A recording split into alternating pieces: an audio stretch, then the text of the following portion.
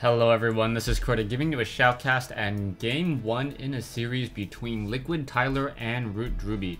Tyler spawning as the green Protoss player over here at the 2 o'clock position. Meanwhile, we have Root Drewbie spawning as the purple Terran player over here at the 10 o'clock position. So Root Gaming versus Team Liquid here in the Delta Quadrant. Game 1 in this series.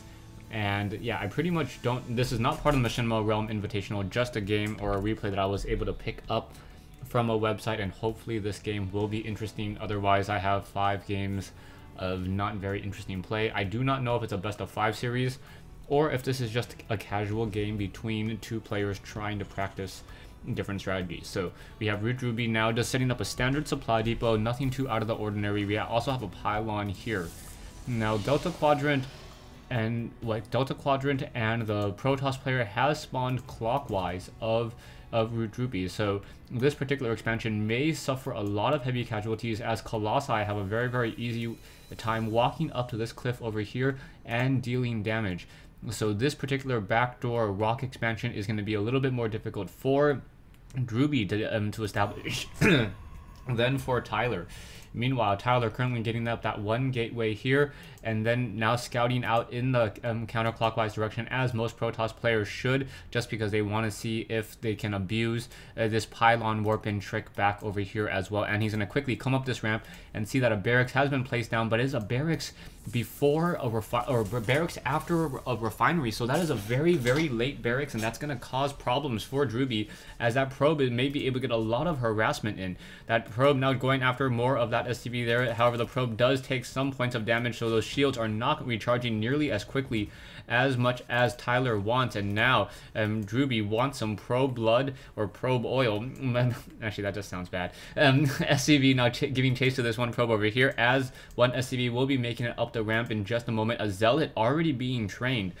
So this one zealot, even if it rallies over here, there is going to be a marine now being trained, and Drewbie may be trying to go for a reactor here, and he should probably move out with that zealot the instant that zealot is ready to go, just because, yes, with that reactor out, it's going to be quite some time before there are any serious Hellions or any additional units to come out. So zealot now already on the move from Tyler. Tyler doing a good job trying to keep track. No, he is not even keeping track of that one unit there, or he's not keeping track over here, doesn't realize that Drewbie has no army whatsoever.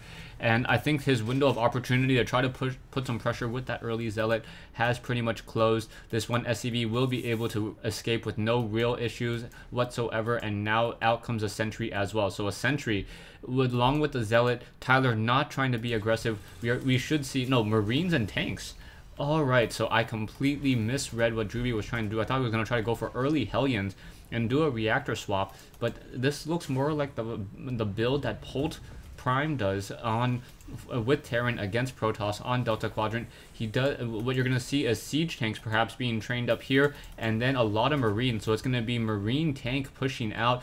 We should also see perhaps a second Rax with another reactor, because that's the only way you can really develop a critical mass of marines very easily. There's that siege tank that I was talking about earlier. Marines are going to be able to jump into that bunker no problem. And now we see zealots and sentries here. Back in the base of Tyler. Tyler getting a 2-gate with the robotics facility. Should be able to get one observer out in just a moment, and also getting the Twilight Council.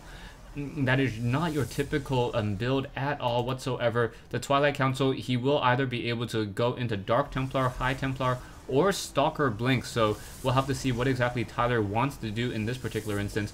I don't see anything that's really revealing his strategy just quite yet. We are getting another reactor being built down by this barracks. So now going into a starport. So this is an odd 1-1-1 build, and it is now going into a reactor onto that barracks. He's going to be able to double pump Marines, get Vikings as well, and there's that second barracks. So this is a very strange build from Drewbie. Now also going for a tech lab here. So he's building a reactor with this barracks while another reactor is pretty much not doing anything. So not exactly sure what he really wants to do with that. We do have Hellions trying to test that front door. Hellion now moving around, and oh, very nice force field, capturing and stopping that Hellion. That Hellion was unable to squeeze through there, and now we have an observer flying into the base of Drewbie. And now we see more reactors just not doing anything at all. This is this is a strange one. So yeah, 2 reactors down. Reactors generally would double the production of barracks, factories, and starports for Marines, Hellions, Medevacs, and Vikings. But reactors generally take a long time to build, and they're fairly expensive at 50 minerals and 50 gas. So right here is 100 minerals, 100 gas that's not being used really towards anything right there. We now see Immortals being trained, and we are also going to get Zealot Charge. So this is going to be Zealot Charge with Immortals, and that is going to be a problem for Drewbie unless he gets enough Banshees. No, he is going for a Raven instead, and now just still playing more Sim StarCraft. I'm getting a lot of error, and now going into Hellions, and then I guess Medevac Viking.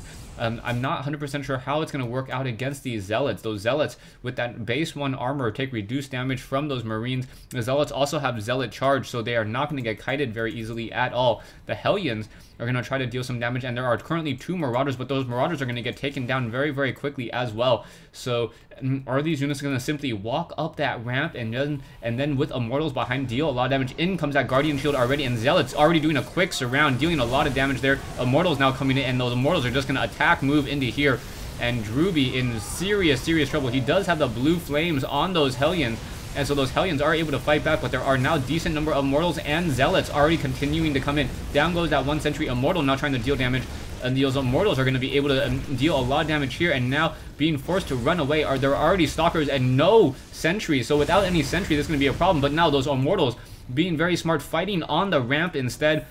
1 Zealot trying to give chase. You do not want to ever chase into a group of Hellions like that as a Zealot. But Immortals now just doing that move and attack, getting a lot of damage dealt. Drewbie losing many of his SCVs here. Those Immortals only take 8 damage or 7 damage per attack from those Hellions, and Hellions fire very, very slowly. So Immortal perhaps is going to... Stalker is now going to try to absorb some of that damage up front, and now down goes that auto turret. Auto turret is armored, takes a full 50 damage from that Immortal there. Immortal is now giving chase once again. Marauders do not... Oh, they have stim, but no concussive shell, so unable to use the advantage of that movement, of that +1 range. And now Immortals now continue to come in, and now, yeah, Drewbie just is going to be forced to say GG. He completely misread this game, didn't get enough Marines, and just is having a very, very difficult time just trying to fight back. Immortals have 300 hit points, and there's the GG. So, wow, this was... Yeah, I can definitely say I've never cast this game ever. This was just one of those really strange games. I'm surprised that Drewbie didn't go for more Marines. Marines are generally very, very... are the counter to Immortals and to Void Rays early in the game. And those are 2 very viable options that we see many, many Protoss players go for. He didn't really scout out his opponent. He had a lot of reactors here that really weren't doing anything.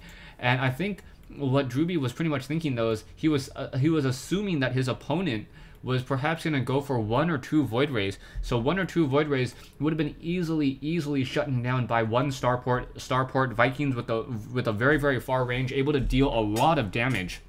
And shoot pretty much halfway across the screen. But because we saw Tyler go for a Twilight Council and Immortals, that was just a complete change in strategy, change in tech, and Drewbie was not prepared for it. Thanks for watching. Thanks for listening. I hope you guys enjoyed this 1v1 replay between Drewbie and Tyler here in the Delta Quadrant.